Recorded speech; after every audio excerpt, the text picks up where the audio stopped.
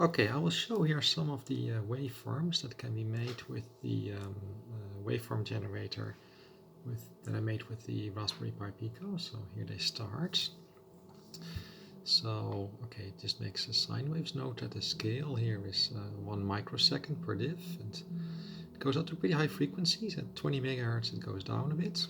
Now, the amplitude can be changed. The offset can be given.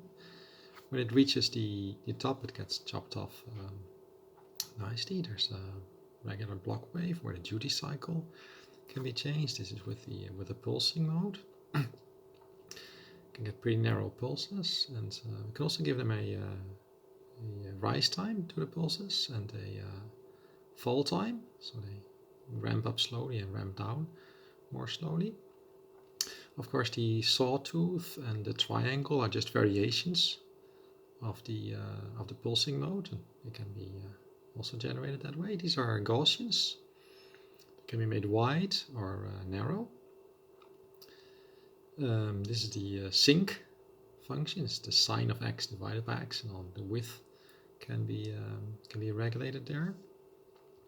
This is an exponential with a width that is slowly diminishing, and we can also turn it around by setting the repetition to -1. This is noise. What changes here is the distribution. So the first one was uniformly distributed, and then it gets summed up and becomes more and more Gaussian distribution. It's not true noise.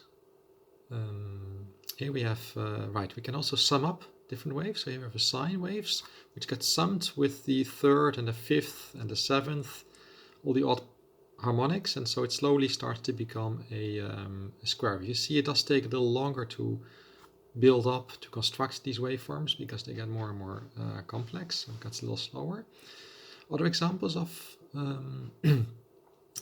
summing up waves. Here we have a pulse with another pulse, and one of them can be delayed with respect to the other, so we can just sum up arbitrarily. Here we have a Gaussian which dips negatively, to which noise is added with an increasing amplitude. So here we get a little bit of noise, and here we get more noise. So we can add up the different waveforms. Sometimes the trigger for these complicated waveforms starts to run a little bit into a mess. Here we have the exponential, and we add Gaussians to it.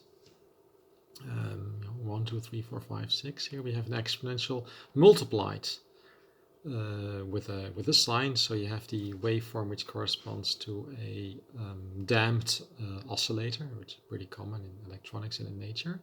Here we have a sine waves which is chopped off by multiplying it with a pulse, and so you get like half a wave, 1 wave, 1.5, 2. Okay, here the trigger gets a little bit into trouble, it goes up to 3.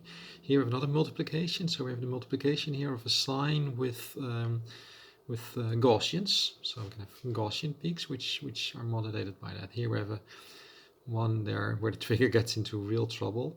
It's a pulse multiplied by a triangle. Okay, phase modulation can also be done. So the most common way here, I can actually maybe interrupt. Yes, the most common phase modulation is